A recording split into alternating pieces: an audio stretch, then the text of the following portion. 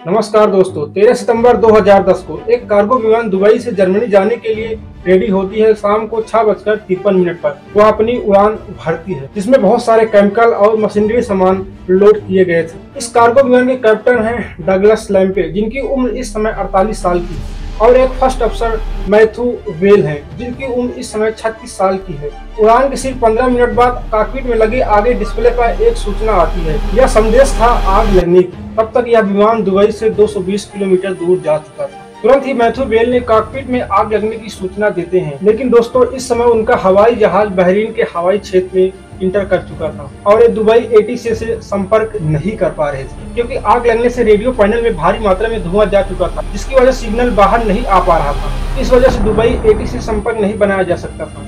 हालांकि कैप्टन ने दुबई तक अपने प्लेन को वापस लेकर आते हैं, लेकिन साथ ही साथ वो बेहोश भी हो जाते हैं। इसके साथ एक बहुत ही बड़ी घटना घटती है दोस्तों। इसमें मैथ्यू वेल भी अपनी बहुत ही जिम्मेदारी से अपनी भूमिका निभाई और इस जहाज को उड़ाकर दुबई तक वापस ले आते हैं, दुबई के शारजाह हवाई अड्डे तक।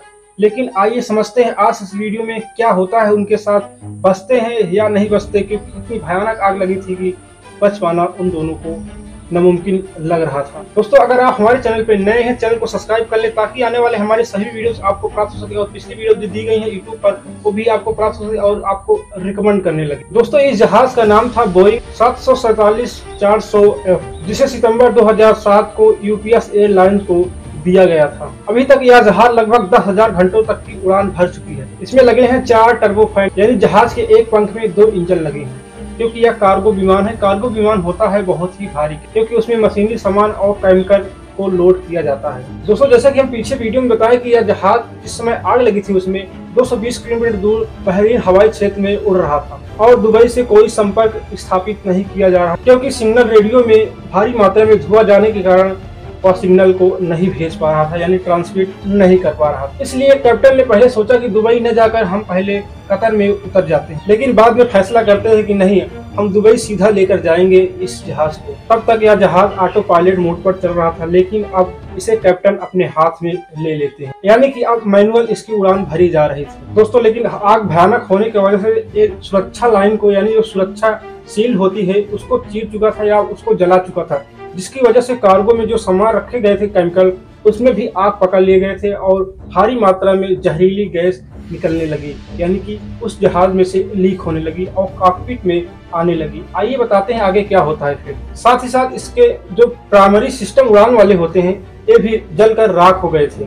इस तरह से बोइंग 747 जो है अपंग हो जाता है अपने आप से, यानी कि सिर्फ उसको मैनुअल उड़ान ही भरा जा सकता है। लेकिन कहावत है ना कि आसमान से गिरे खजूर पट के। दोस्तों आगे होता है क्या कि 7:20 पर कैप्टन का ऑक्सीजन जो मास्क था वो भी काम करना बंद कर दिया था। इसलिए फर्स्ट अफसर मैथ्यू वेल मैनुअल कमांड को संभालते हैं और जहाज को उड़ाते हुए दुबई लाने के लिए प्रयास करते हैं। दोस्तों ऑक्सीजन मास्क को पुनः प्राप्त करने के लिए कैप्टन वेल अपने सीट के पीछे रखे हुए इमरजेंसी रिजर्व ऑक्सीजन सिस्टम को ऑन करने के लिए जाते हैं। लेकिन जैसे कि हमने पहले बताया कि उस जहाज में जहरीली गैस निकल रही थी, जिसकी वजह से उनके पास तो मास्क था नहीं।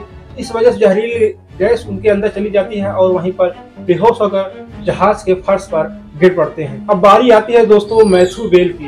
ये बहुत ही शिद्दत से जहाज को बहुत ही गंभीरता से दुबई तक ले आते हैं। दुबई के जो शारजाह जगह है वहां तक ले आते हैं। लेकिन दोस्तों होता क्या दोस्तों, रडार से भी इनका संपर्क टूट जाता है जब दुबई में पहुंचते हैं, क्योंकि कनेक्शन तो हुआ था दुबई में जब पहुंचे थे, लेकिन बाद में इनका रडार से भी सिस्टम टूट जाता है, कनेक्शन टूट जाता है। और जैसे ही हवाई अड्डे पे लैंड करने वाले होते हैं एक थोड़ा सा गड़बड़ी कर देते हैं, क्योंकि इन्होंने अधिक मात्रा में उसको मुड़ाव या झुकाव दे दिया था जहाज को, जिसकी वजह से ये जहाज खाली स्थान पर जाकर गिर पड़ा और बहुत दूर सरकते हुए, लगभग आधा किलोमीटर दूर तक सरकते हुए, घिसते हुए, यानी कि ग्लाइडिंग करते हुए जा गिरा। कैप्टन इस समय बेहोश थे, जिसकी वजह से दर पर ही उनकी मृत्यु हो जाती है। सबसे पहले जहाज का दाहिना पंख जमीन पर लड़ता है, जिसकी वजह से जहाज धक्का खाते हुए 2 बार पलटी करता है और आगे सरकते हुए काफी दूर तक चला जाता है। दोस्तों यहाँ पर कैप्टन और फर्स्ट अफसर दोनों की मृत्यु हो जाती है और इसमें लगे सारे कार्गो सामान या मशीनरी सामान जलकर राख हो जाते हैं। दोस्तों इस तरह से यूपीएस एयरलाइन बोइंग 746-400F की एक्सीडेंट होता है। दोस्तों ये बहुत खतरनाक कहानी रही है। अगर आपको हमारी वीडियो पसंद आए वीडियो को लाइक करें और चैनल को सब्सक्राइब करना न भूलें। बहुत बहुत धन्यवाद।